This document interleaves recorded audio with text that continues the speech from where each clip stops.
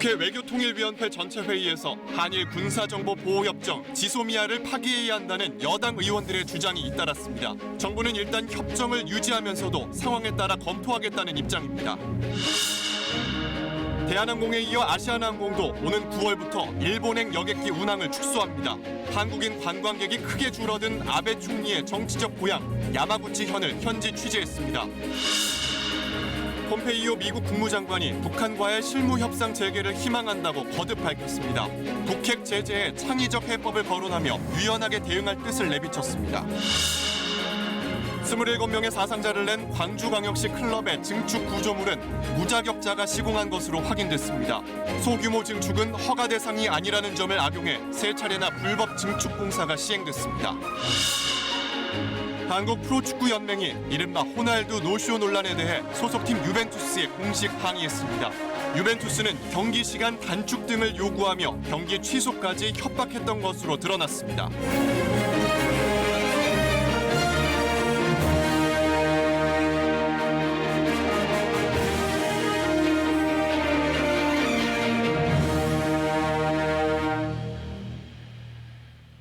시청자 여러분 안녕하십니까? 9시 뉴스를 시작하겠습니다. 이른바 일본 경제 보복에 대한 우리의 대응 카드로 한일 군사정보보호협정의 파기 주장이 나오고 있습니다. 이 주장은 민주당, 즉 여당 내부에서 나오고 있습니다. 물론 아직 당의 공식 입장은 아니죠. 그러나 상황이 악화되면 일본이 우리를 백색 국가에서 정말 제외하면 협정 파기 주장은 더 강하게 터져나올 수 있습니다.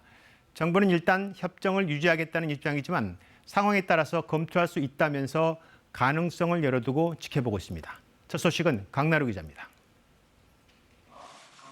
여당 내에서 일본 대응을 맡는 특위가 한일 군사정보보호협정 지소미아의 파기를 공개 거론했습니다. 신뢰가 깨지는 전대미문의 상황에서 안보 협력이 가능하냐는 겁니다. 화이트 국가에서 배제하면 지소미아 문제는 연장에 동의할 수 없음을 분명히 해야 된다고 봅니다. 외교통일위원회 회의장에서도 같은 주장이 나왔습니다. 전략 문자를 수출입함에 있어서도 믿지 못하는 그런 정도의 상대와 고도의 그 정보, 군사 정보를 공유하는 그런 그 정보 협정을 가질 수는 없습니다. 일본이 화이트리스트 배제 결정을 한다면 경제 교류를 단절하겠다는 것인데 더 상위의 군사 교류를 유지하는 건 모순이 아니냐는 의견도 여당 내에서 나오고 있습니다. 다만 이해찬 대표 등 지도부는 신중론을 펴고 있고 외교부에서는 얘기 안 했으면 좋겠습니다. 한미일 공동안보에 그게 연결고리가 되는 부분인데 야당의 우려도 나왔습니다. 한미동맹 차원에서 우리 동맹의 신뢰성에 대해서 미국이 의구심을 강하게 가질 거고. 정부는 지금으로서는 협정 유지 입장이라고 밝혔습니다. 다만 상황에 따라 검토할 수 있다는 여지를 남겼습니다. 앞으로 전개될 상황에 따라서 검토가 될 수도 있다 하는 말씀을 드렸습니다. 지소미아 파기 문제는 일본의 결정 전까지는 정부의 협상력을 높이기 위한 압박 수단으로도 보입니다. 하지만 일본의 화이트리스트 배제가 현실화된다면 이 파기 문제는 더 강하게 거론될 수 있습니다. KBS 뉴스 강나루입니다. 네, 이처럼 한일 군사정보보호협정 지소미아가 대일 압박 카드로 떠오른 건 그간의 일본의 태도를 보면 알 수 있습니다. 日韓の防衛交流、そして両国の防衛政策等について忌憚のない意見交換をしてまいりたいと。 네, 한일 군사 협력을 강화하자는 이 발언은 2011년이고 2015년에는 일본이 지소미아 체계를 꺼내들었습니다. 지소미아는 사실 미국 주도로 만든 한미일 안보 협력 시스템인데 당시 일본 방위상이 필요성을 강하게 주장할 정도로 일본도 적극적이었습니다. 북한의 핵과 미사일 정보 때문이죠. 따라서 2016년에 체결된 이 지소미아를 파기하겠다는 검토는 일본에 대한 강한 압박 카드이면서 동시에 미국에 대한 압박이기도 합니다.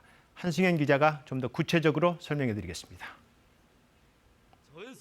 북한이 단거리 미사일을 발사한 지난 25일 우리 군은 비행거리를 430km로 발표했습니다. 다음 날 600km로 정정했는데 일본이 제공한 정보를 활용한 것으로 전해졌습니다. 지소미아는 2016년 11월 한일 양국이 처음 맺은 군사협정입니다. 북한의 핵과 미사일 정보가 주요 공유 대상입니다. 북한 핵미사일 위협과 도발을 억제하는 데 크게 기여할 것으로 기대합니다. 지금까지 공유된 정보는 24건입니다. 지난 5월과 지난주 북한의 미사일 발사 때도 관련 정보를 교환했습니다. 미국을 거치지 않고 한일 양국이 군사 정보를 직접 공유합니다.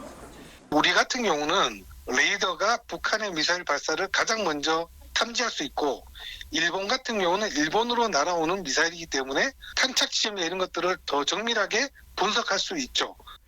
우리는 주로 인적 자원을 통해 수집한 정보를, 일본은 이지스함과 위성 등을 통해 얻은 정보를 제공합니다. 협정의 유효기간은 1년인데 어느 한쪽이 종료 의사를 통보하지 않으면 자동으로 1년 연장됩니다.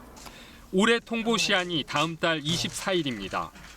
우리 정부는 일본이 안보상의 이유로 수출 규제 조치를 단행하고 백색 국가 제외를 추진하자 재검토 카드를 꺼냈습니다. 일본에는 경제 보복 조치 철회를, 미국에는 중재를 압박하는 성격이 짙습니다.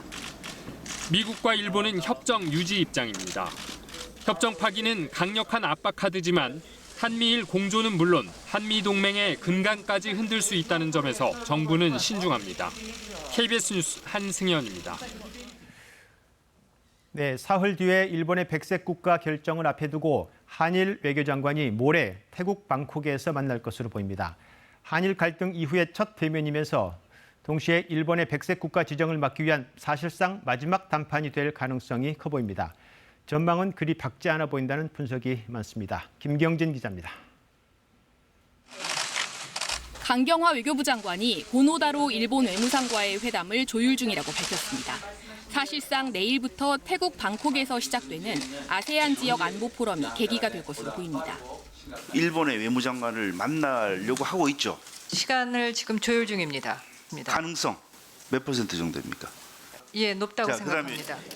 회담이 성사되면 일본의 수출 규제 조치 뒤 한일 외교수장이 처음으로 얼굴을 마주하게 됩니다.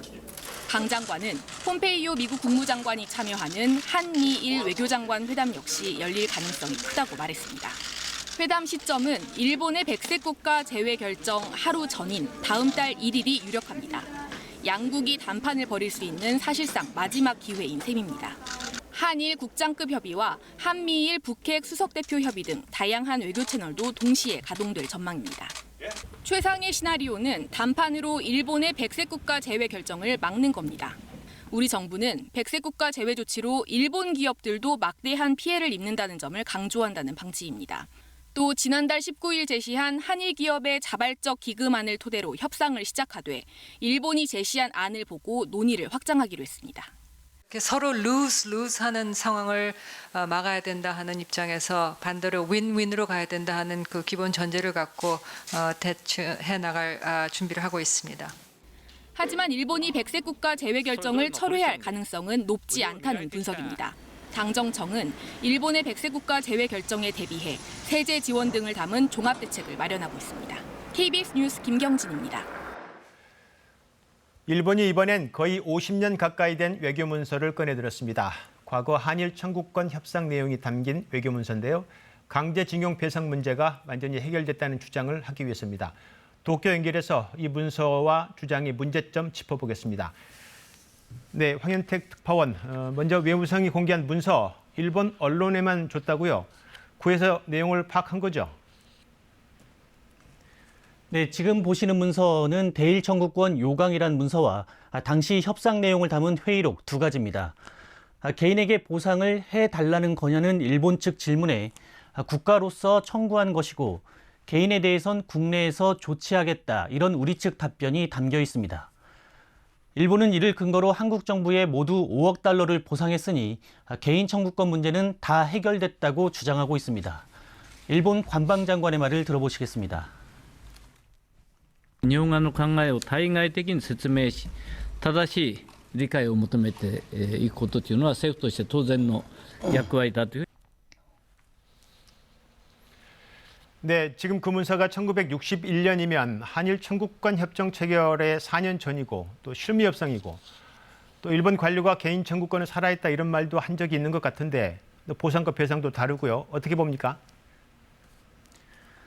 네, 말씀하신 대로 문서들은 보상 문제만 다루고 있기 때문에 배상이 모두 끝났다는 주장에 근거가 될 수 없습니다. 우리 대법원 판결도 보상이 아닌 배상을 해라, 즉 불법 행위로 인한 손해를 갚으라는 것이었고요. 개인 청구권 관련해서도 말을 바꾼 쪽은 오히려 일본입니다.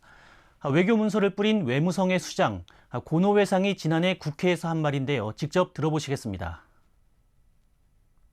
個人の請求権そのものを国内法的な意味で消滅させたというものではございませんと答えています。これは間違いありませんね。個人の請求権が消滅したと申し上げるわけではございませんが。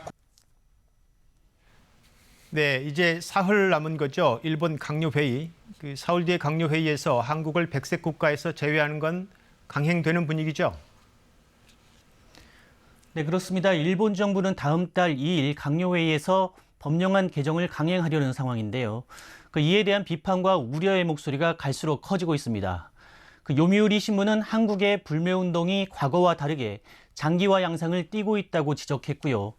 아사히 신문은 지자체 교류 중단 등 규제 여파가 경제와 문화 영역까지 악영향을 미치고 있다고 우려했습니다. 아울러 일본 지식인들이 규제 철회를 촉구하며 낸 성명에도 참여자가 급속히 늘고 있는 상황입니다. 네, 잘 들었습니다. 도쿄 황현택 특파원이었습니다. 일본이 실제로 우리나라를 백색 국가에서 제외한다면 우리 산업 전반에 적지 않은 파장이 예상됩니다. 정부도 업종별로 어떤 영향이 있을지 점검하면서 민간 기업들과 공동 대응 태세를 갖추고 있습니다. 먼저 항공산업에 대한 미칠 파장을 보겠습니다. 이승재 기자가 취재했습니다. 꿈의 항공기라 불리는 보잉의 드림라이너 787. 기존 항공기보다 지상에 600m 정도 가까운 기압을 유지해 더 편안하고 소음도 적습니다. 이 항공기 부품 2만여 개 중 우리나라 항공우주산업 카이가 만드는 부품이 날개 일부와 동체 등 100개 안팎. 특히 이때 쓰이는 필수 첨단 소재인 탄소 섬유는 일본에서 전량 수입됩니다. 카이가 날개 일부를 만들어 다시 일본에 보내면 일본 기업은 날개로 완성해 보잉사에 납품합니다. 탄소 섬유는 일본의 2차 규제 대상으로 꼽혀왔습니다. 우리나라도 개발하고 있지만 일본엔 한참 뒤처진 상황. 당장 따라잡긴 어렵습니다. 항공산업 관련 업계에선 규제가 확대될 것을 대비해 타격이 우려되는 소재와 부품, 일본 수입사 현황 등을 조사하고 있습니다. 개발 당시부터 이제 도레이하고 서로 약속을 하고서 그 공급하기로 이제 지정을 했지만은 일본 쪽 공급이 안 된다고 하면 미국 쪽에서 나머지 물량을 들여오게 되면 큰 문제는 없을 것으로. 다만 보잉 등에선 미리 부품사와 납품사를 지정하기 때문에 일본이 이를 깨는 건 쉽지 않습니다. 한국이 일본에 상당 부분 오랜 기간 일본 분업 체제가 만들어졌기 때문에 단기간에 이거 고리를 끊기는 어렵기 때문에. 한편 성윤모 산업통상자원부 장관은 백색 국가 제외가 현실화될 경우 민간의 모든 역량과 자원을 총동원해 철저히 대응하겠다고 강조했습니다. KBS 뉴스 이승재입니다. 국회 정상화 협상 타결로 중단됐던 추경 예산안 심사가 재개됐지만 합의한 대로 모레 1일 추경안 처리를 못할 수도 있다는 말이 나오고 있습니다. 특히 일본 수출 규제에 대응하기 위해서 2,700억 원대의 예산을 보고 있는데 자유한국당이 정부가 자료를 제대로 내지 않고 있다. 추경안 일부의 근거가 약하다면서 문제 삼고 있습니다. 김현주 기자가 취재했습니다. 심사 중단 8일 만에 국회 예산결산특별위원회 3당 간사들이 모였습니다. 6조 7천억 원 규모의 추경안을 두고 어떤 예산을 줄일지 1차 심사는 끝난 상황. 쟁점은 2,700억 원 규모의 일본 수출 규제 대응 예산입니다. 여당은 소재 부품 산업 연구개발에 2,500억 원, 중소기업 마케팅 지원 78억 원 등이 담긴 만큼 처리가 시급하다는 입장입니다. 일본의 경제보복에 대한 증액 예산에 대해서 위원장님을 모시고 간사 간에 심도 있는 보고와 또 심사 토의를 할 것입니다. 반면 한국당은 대승적 차원에서 추경 처리에 임하겠지만 담보는 할 수 없다고 밝혔습니다. 정부에서 제대로 대응하지 않으면 8월 1일로 예정된 본회의에서 추경을 처리할 수 없음을 다시 한번 말씀을 드립니다. 특히 소재 부품 산업 지원과 관련한 사업 선정 근거와 효과의 실효성을 문제 삼았습니다. 한시가 급하다는데 어느 세월에 그게 가능하죠? 용역 발주해서 그 용역 결과가 나오고 그걸 다시 산업화해서 수익 대체 효과를 거두려면 얼마나 시간이 걸리나요? 본회의까지 남은 시간은 이틀. 여야는 신속한 처리를 위한다며 위원장과 간사만 참여해 비공개로 심사를 진행 중입니다. KBS 뉴스 김현주입니다. 폼페이오 미 국무장관이 아시아 순방을 앞두고 북한에 대해서 다시 한번 유화적 메시지를 보냈습니다. 북한과 실무 협상 재개를 희망한다. 대북 제재 해제에 대해서는 비핵화를 해야 한다. 그러면서도 창의적 해법까지 언급했습니다. 심지어 김정은 위원장이 똑똑하다 이런 얘기까지 했습니다. 어떤 의미인지 워싱턴 금채령 특파원이 전해왔습니다. 아시아 순방을 앞둔 폼페이오 장관의 메시지는 분명해 보입니다. 다음 달 2일 방콕에서 열리는 아세안 지역안보 포럼 ARF에서 이용호 북한 외무상과 만나자는 겁니다. I head to Asia tomorrow midday. I'll be in Bangkok for a couple of days. We hope that we can have working level discussions starting again very soon so that we can unlock the Rubik's Cube. 이용호 북한 외무상은 방콕 ARF 불참 의사를 밝힌 상황. 그럼에도 불구하고 폼페이오 장관은 지금까지 여러 번 언급했던 북한 체제 보장에 더해 이번엔 제재 완화 얘기까지 꺼내며 방콕 회동을 제의한 걸로 보입니다. I've talked about this publicly a couple of times. We hope that there are creative solutions to unlocking this. 창의적 해법이란 비핵화를 전제로 하겠지만 미국도 유연하게 대응하겠다는 뜻으로 읽힙니다. 폼페이오 장관은 김정은 위원장에 대한 호평으로 유화적인 손짓을 이어갔습니다. He's bright. He has managed to rise to the level of leadership in a difficult environment where he was a very young man when his time came. 이런 가운데 미 재무부는 북한 군수물자를 담당하는 개인 1명을 제재 명단에 올렸습니다. 북한 미사일 발사에 대응한 조치로 풀이되는데 수위를 조절한 건 분명해 보입니다. 폼페이오 장관은 김정은 위원장에 대한 평가를 묻는 질문에 김 위원장이 솔직했다라는 평가도 내놨습니다. 상대를 믿으니 이젠 허심탄회하게 협상을 재개하자는 뜻으로 읽힙니다. 워싱턴에서 KBS 뉴스 금차량입니다. 본격적인 무더위가 시작되면서 특히 노인이나 만성질환이 있는 분들 주의하셔야겠습니다. 몸의 면역력이 떨어지면서 대상포진이 생기기 쉽다는데요. 예방법을 이충원 의학전문기자가 전해드립니다. 대상포진 후유증으로 신경통이 남아 치료를 받고 있는 70대 남성입니다.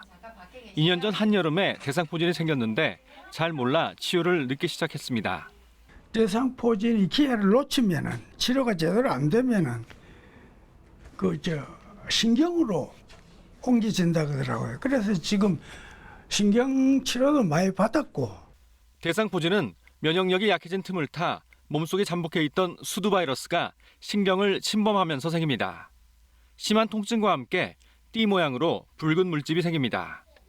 지난해 여름철 대상포진 환자가 연평균보다 11%, 겨울철보다 21% 많았습니다. 여름철엔 폭염으로 잠을 설치는 등 생활 리듬이 깨지기 쉬워 면역력이 떨어질 수 있기 때문입니다. 대상포진은 치료가 늦어지면 심각한 신경통이 남는 만큼 물집이 생긴 지 이틀 이내에 항바이러스제를 복용해야 합니다. 특히 나이가 많거나 만성질환을 앓고 있는 사람은 후유증이 잘 생기기 때문에 주의해야 합니다. 50세 이상, 특히 폐경기 여성과 고혈압, 당뇨 등이 있는 사람은 백신을 맞는 게 좋습니다. 한 번 접종으로 60에서 70% 예방 효과를 가지고 만약에 걸렸다 하더라도 비접종군에 비해서 대상포진 후 신경통으로 이행할 확률을 낮춰주고 있습니다. 또 과로와 스트레스를 피하고 규칙적인 생활로 면역력을 유지해야 합니다. KBS 뉴스 이충원입니다. 휴가철 피서객들이 많이 찾는 해수욕장엔 올해도 곳곳에서 쓰레기들이 넘쳐나고 있습니다. 공공질서는 지켜야겠죠. 문준영 기자입니다. 피서객들이 많이 몰리는 제주 함덕 해수욕장입니다.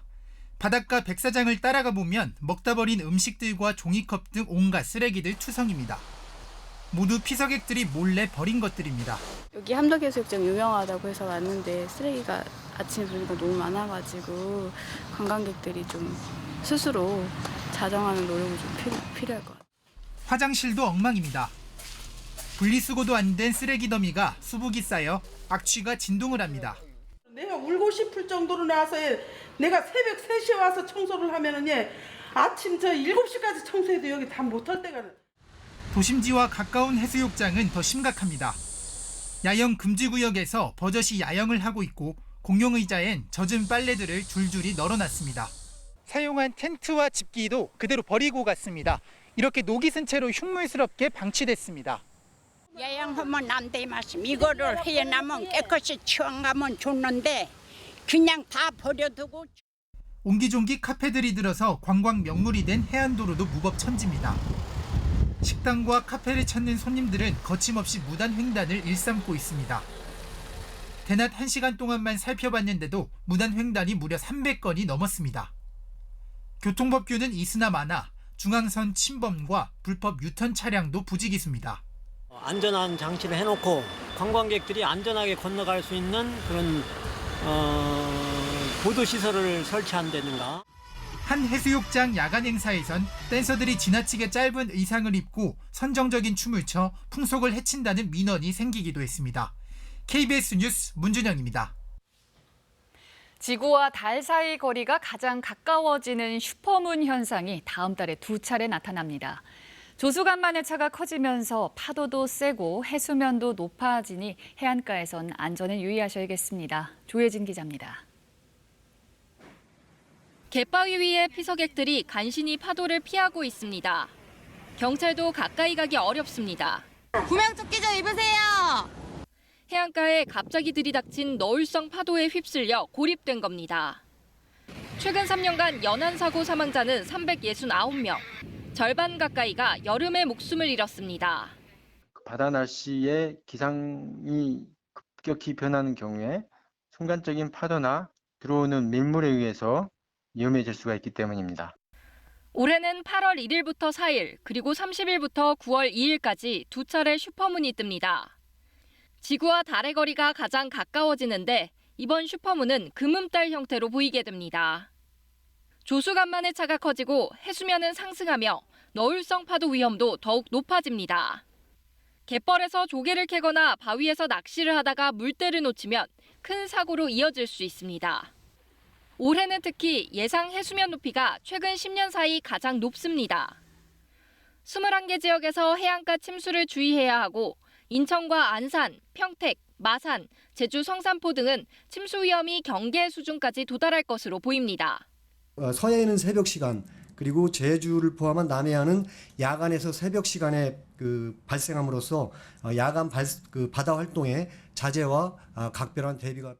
태풍의 영향까지 가세하면 해수면이 더 상승할 수 있는 만큼 피해가 없도록 미리 대비해야 합니다. KBS 뉴스 조혜진입니다. 이탈리아 축구구단 유벤투스의 무례한 모습 어디까지였을까요? 호날두가 출전하지 않았던 것 외에도 무리한 요구를 거듭하다 경기 취소 협박까지 했다고 합니다. 한국 프로축구연맹은 유벤투스에 공식 항의했습니다. 박선우 기자입니다.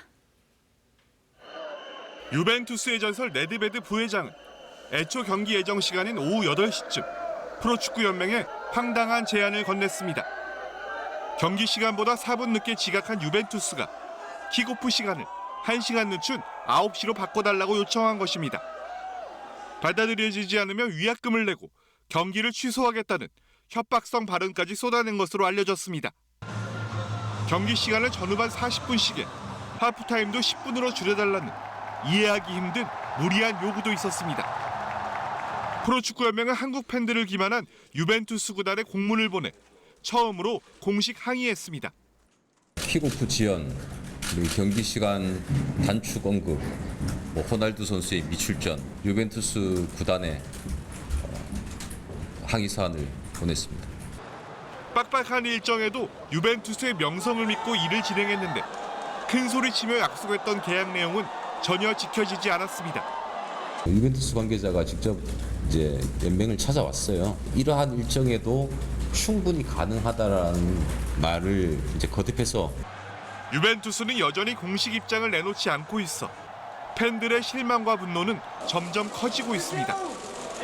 한편 축구팬 2명이 주최사를 상대로 손해배상 소송을 법원에 제출해 이번 논란과 관련된 민사소송이 처음 제기됐습니다. 또 국민체육진흥공단은 경기 도중 노출된 해외 스포츠 베팅 업체의 불법 광고물을 경찰에 수사 의뢰했습니다. KBS 뉴스 박선우입니다. 광주 클럽에서 붕괴된 복층 구조물이 무자격자의 용접으로 설치된 사실이 드러났습니다. 또 이 클럽의 변칙 영업이 가능하도록 특혜성 조례를 만들어준 과정을 두고 본격적인 수사가 시작됐습니다. 박지성 기자입니다. 27명의 사상자를 낸 이 클럽의 불법 증축 구조물은 무자격자가 시공한 것으로 확인됐습니다. 경찰은 용접 자격 없이 복층 구조물을 불법 설치한 공사업자 A씨를 입건했습니다. 이 업소는 소규모 증축은 허가 대상이 아니라는 점을 악용해서 지난 2015년부터 3차례나 불법 증축 공사를 시행했습니다. 감리자도 필요 없고 설계자도 필요 없어요. 나는 요구하지 않아요. 85년부터 이하 증축은. 변칙적인 영업이 가능하도록 특혜성 조례가 만들어진 과정도 본격적인 조사가 시작됐습니다. 이른바 춤추는 일반 음식점을 허용해준 광주시 서구의회 의원들과 관련 공무원들이 조사 대상입니다. 특히 영업장 면적 초과로 조례 적용이 불가능한데도 특례 조항까지 만들어가며 이 클럽에 혜택을 준 부분에 대해 집중적인 조사를 벌이고 있습니다. 업체를 염두에 두고 그런 건 아니고 좀 큰 틀에서 우리 관내에 있는 그런 일반업체에 허가내서 영업하고 있는 그분들에 대한 생각 차원에서 했던 것입니다. 경찰은 구의회 회의록 등을 확보해 분석 작업을 벌이고 있으며 조만간 구의원 등 관련자들을 소환할 방침입니다. KBS 뉴스 박지성입니다. 다시 일본 관련 뉴스 전해드리겠습니다. 일본의 수출 규제 조치에 대해서 우리 지방 정부들도 공동 대응에 나서기 위해서 오늘 서대문 형무소 앞에 모였습니다. 일본 지방 정부와 예정했던 교류 행사를 취소하거나 연기하는 곳도 늘고 있습니다. 조지연 기자가 보도합니다.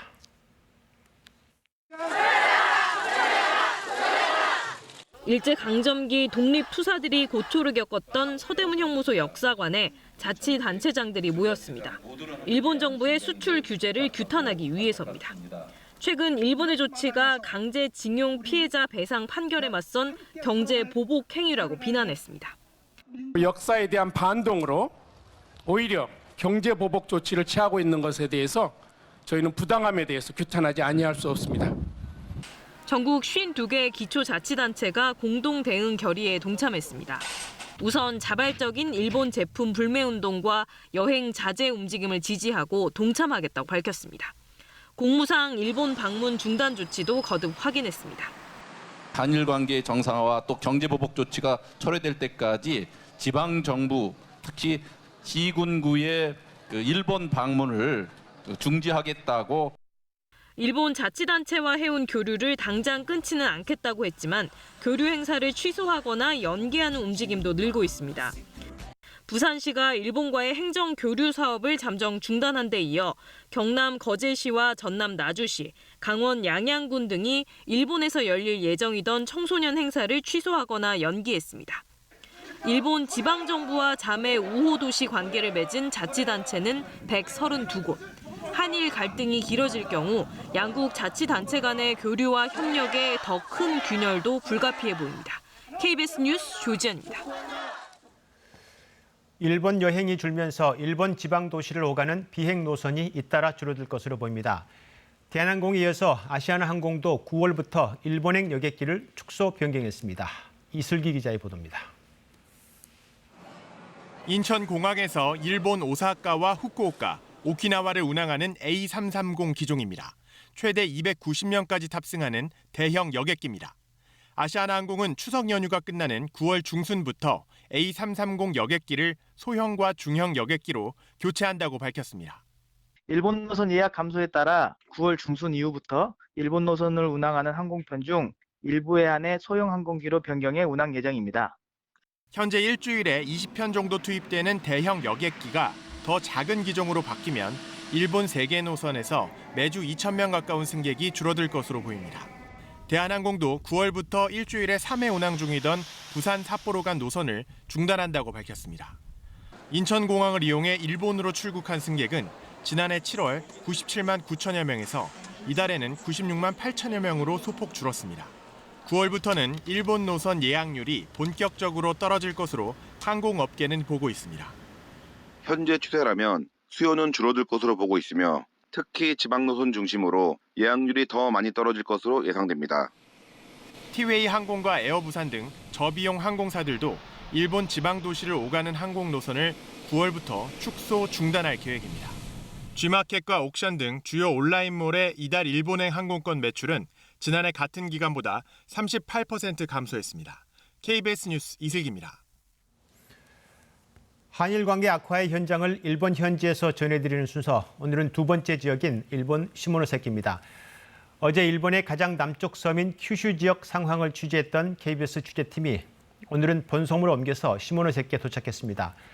네, 시모노세키는 아베 일본 총리의 지역구, 정치적 고향이기도 하죠.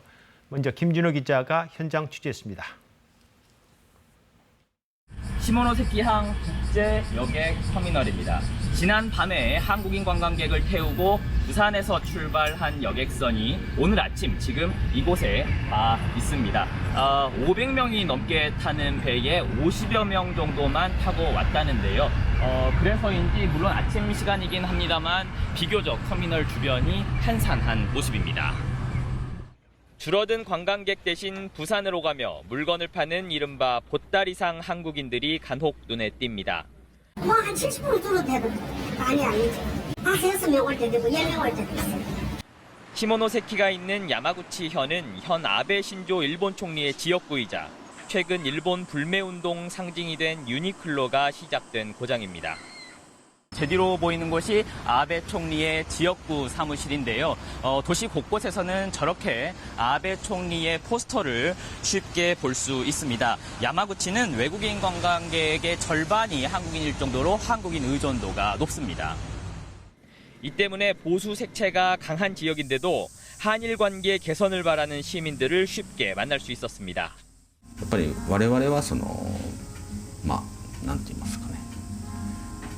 普通の人間同士として仲良くしたいわけですよね。早く、国同士が仲直りしてもらうことを祈るだけですね。 요나고 등 주변 중소도시 상황도 비슷해 강경 일변도의 아베 내각의 분위기와는 확연히 다른 정서를 느낄 수 있었습니다. 네, 지금 김준호 기자가 시모노세키 항구에 나가 있습니다. 네, 김 기자, 지금 이틀째 현지 취재 중인데 수는 줄어들었겠지만 일본을 방문한 한국 관광객들도 있었죠. 만났을 텐데 무슨 말을 하던가요? 예, 한국인 관광객들이 급감을 한 것은 이곳 시모노세키에서도 피부로 느낄 수가 있습니다. 1시간 반쯤 전입니다. 정기 여객선인 성이호가 이곳을 떠나 부산으로 향했습니다. 500석이 넘는 대형 여객선임에도 불구하고 탑승객은 단 73명에 불과했습니다. 사실상 텅텅 빈 채로 출항을 했다고 해도 과언이 아닌데요. 취재 도중에 만난 한국인 관광객들은 예전에 예약을 한 거라서 이번에 취소하기가 부담스러웠다, 이렇게 조심스러운 반응을 내놓기도 했습니다. 이번 여행에서 찍은 사진은 SNS에 올리지 않기로 가족끼리 약속을 했다, 이런 분들도 계셨습니다. 또 우리 보따리상 한 분은 최근 들어 일본 제품을 사가도 부산 국제시장 상인들이 받고 있지 않다면서 걱정이 이만저만이 아니었습니다. 당장 뾰족한 해결책이 없는 상황에서 우리 상인과 여행객들도 크고 작은 피해와 불편을 겪고 있다는 걸 실감할 수 있습니다. 네, 김진호 기자였습니다. 국내에서 벌어지는 일본 제품 불매 운동은 갈수록 커지고 있습니다. 단순한 불매뿐만이 아니라 매장 앞 1인 시위와 택배 배송 거부, 더 나아가 일본 자동차에 대한 정비나 주유까지 거부하겠다는 시민도 등장했는데요. 대부분 문제가 없지만 일부 행동의 경우 위법 소지가 있어 주의가 필요합니다. 김성수 기자입니다. 규탄한다! 규탄한다! 규탄한다! 규탄한다! 택배 노동자들의 유니클로 배송 거부 운동. 일부에선 소비자의 권익을 침해해 위법이라는 주장이 나왔습니다. 물건을 임의로 배송을 거부하게 되면 회사로부터 이제 불이익이 따르게 됩니다. 온 국민이 그 불매 운동을 하는 분위기에서 회사가 그 다른 대책을 내지 않겠냐. 하지만 법조계에선 법적 문제가 없다는 의견이 많습니다. 노동자가 집단으로 업무를 거부하더라도 예고 없이 진행하거나 막대한 손해를 끼치지만 않았다면 업무방해죄가 아니라는 대법원 판례가 있습니다. 이에 따라 배송 거부 운동도 위법하지 않다는 게 대체적인 분석입니다. 일본 제품 판매업소 앞에서 벌이는 1인 시위의 경우 폭력적이지 않다면 적법한 소비자 운동이라는 게 판례입니다. 그렇다면 일본 자동차의 수리나 주유를 거부하는 경우는 어떨까? 이건 위법이 될 수 있습니다. 현행법은 정당한 사유 없이는 고객의 수리, 주유 요청을 거부하지 못하게 규정하고 있습니다. 자동차 사고 위험 우려 때문입니다. 하지만 단순히 수리 거부 플랜카드를 붙여놓는 것만으로는 위법성 여부를 따지기 어렵다고 합니다. 실질적으로 수리를 거부한 게 아니기 때문에 만약에 이의 제기한다 하더라도 자동차 관리법상 형사처벌 대상으로 하기는 어렵습니다.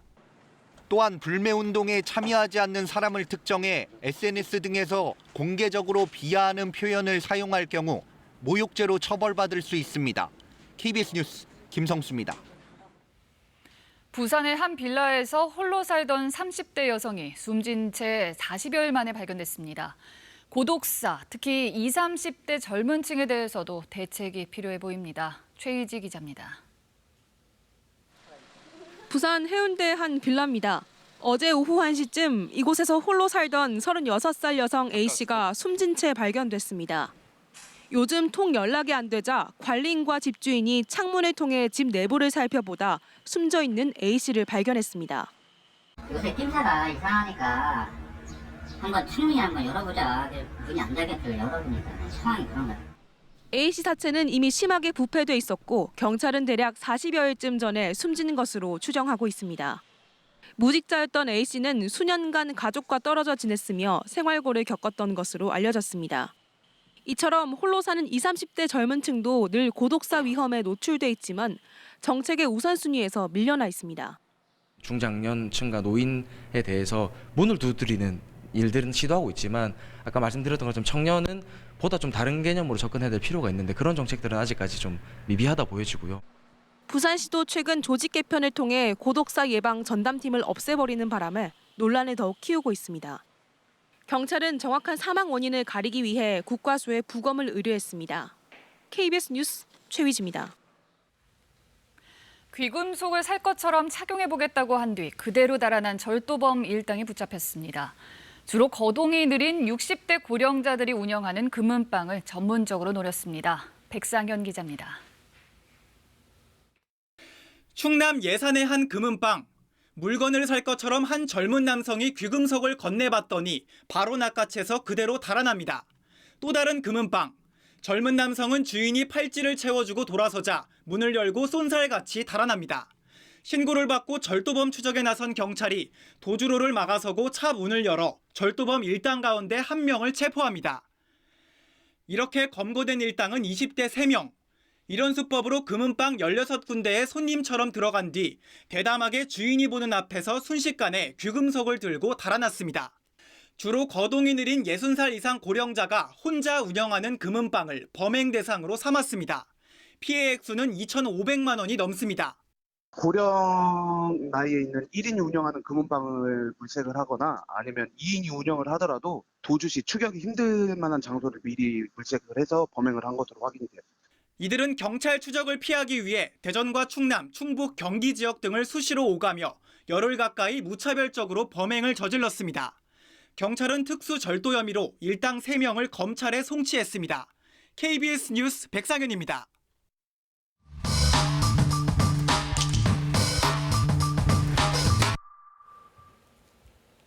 네, 최근 한일 관계를 놓고 인터넷이나 SNS에서는 근거 없는 반한, 반일 감정을 과도하게 부추기는 가짜 뉴스들이 급속하게 퍼지고 있습니다. 팩트체크팀 오기정 기자와 하나씩 따져보겠습니다. 네, 기자. 먼저 따져볼 내용이 일본 정부가 한국 여행을 자제하라, 뭔가 경보를 높였다. 뭐 이런 주장이 지금 떠돌고 있다고요? 네, 그렇습니다. 일본 외무성이 한국에 대한 여행 경보 등급을 올렸다. 예. 이런 주장이 국내 온라인 커뮤니티를 중심으로 어제 저녁부터 빠르게 확산됐습니다. 내용을 좀 살펴보면요. 일본 외무성 홈페이지로 보이는데요. 우리나라 지도가 전체적으로 노란색, 레벨 1로 표시가 돼 있고 화면상으로 잘 보이지 않을 수 있습니다만 서울 수도권과 부산 네. 지역은 레벨 2로 더 짙은 노란색으로 표시가 되어 있는 걸 확인할 수 있습니다. 레벨 1은 충분히 주의하라라는 뜻이고 레벨 2는 불필요한 여행은 자제하라는 뜻인데 외무성이 최근에 이런 조치를 했다고 되어 있습니다. 저게 정말 일본 외무성 홈페이지에서 저랬다면 이미 뉴스가 크게 확산됐을 거고 우리가 아마 톱뉴스에서 다뤘을 수도 있고 확인해보니 어떻게 된 겁니까? 네, 전혀 사실이 아닙니다. 오른쪽이 오늘 저희가 확인한 실제 외무성 홈페이지인데요. 전체가 흰색으로 돼 있죠. 그러니까 여행 경보 등급 자체가 없는 것을 확인할 수 있었습니다. 네. 그리고 또 일본 외무성의 주장을 또 옮겨서 다른 이야기들이 더 퍼지고 있다고요? 네, 지금 한국 여행을 하는 건 위험하다. 예. 이런 글들이 일본 온라인상에서 상당수 확인이 됐는데요. 그 근거가 또 일본 외무성이 한국 여행에 대한 주의 환기를 요구했다. 이런 주장이었습니다. 주의 환기를 요구했다면 뭔가 뭐 일종의 경고를 했다. 뭐 내용이 있을 것 같기도 하고 어떤 내용입니까? 네, 일본 외무성은 주의 환기라는 이름으로 여행 안전 정보를 제공하고 있는데요. 예. 외무성 홈페이지를 보면 지난주 서울과 부산에 있는 일본 영사관 앞에 시위를 주의하라는 공지가 있기는 했습니다. 예. 그런데 이런 공지는 4월 강원 산불 때도 그리고 3.1운동 100주년 때도 있었습니다. 예.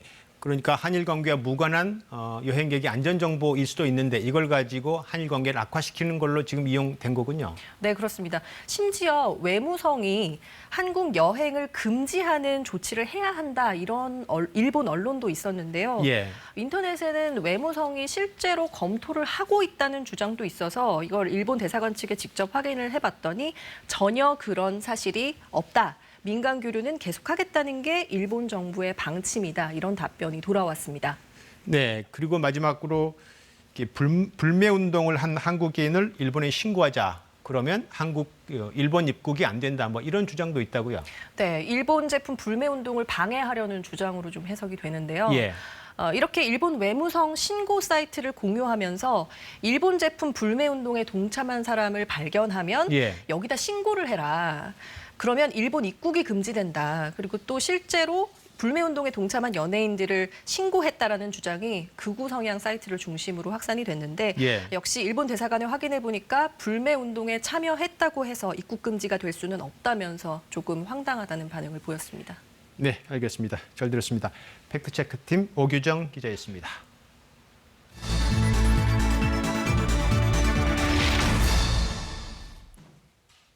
헝가리 유람선 침몰 사고 수사가 새로운 국면에 맞았습니다. 헝가리 대법원이 바이킹 시기노 선장 보석 결정이 위법이라고 판단했고 선장은 다시 소환돼 구조 조치를 하지 않은 새로운 혐의로 조사를 받고 있습니다. 유광석 특파원입니다. 헝가리 대법원은 가해 선박 바이킹 시기노의 선장에 대한 보석 결정이 세 가지 측면에서 위법하다고 판단했습니다. 대법원은 보석금 등 보석 조건이 도주 우려를 불식할 수 없고 헝가리와 우크라이나 사이에 범죄인 인도 조약이 없다는 점이 고려되지 않은 채 보석이 허용됐다고 지적했습니다.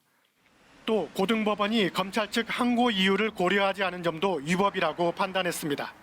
A törvény alapján óvadék helyesen és továbbra is csak a szökés-elrejtőzés esetére szólhat, és ez azért van így, mert a többi ok magatartási szabállyal nem védhető, így az óvadékkal nem is biztosítható.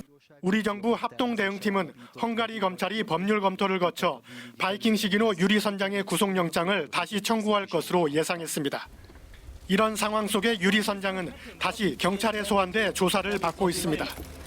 법원의 보석 결정으로 지난달 13일 풀려난 지 50일 가까이 지나 소환 조사가 시작된 겁니다. 대형 인명사고 유발이라는 기존 혐의 외에 사고 후 구조 조치를 하지 않았다는 새로운 혐의가 추가됐습니다. 선박에서 확보한 자료에 대한 전문가 분석도 계속되고 있습니다. 하지만 자료가 워낙 방대하고 전문적이어서 분석이 끝나려면 앞으로도 상당 시일이 걸릴 것으로 보입니다. 유람선이 침몰한 지 2달이 더 지났지만 승객 1명이 아직 실종 상태입니다. 우리 정부 합동대응팀은 아쉬움 속에 현지 활동을 끝내고 오늘 귀국길에 오릅니다. 베를린에서 KBS 뉴스 유광석입니다.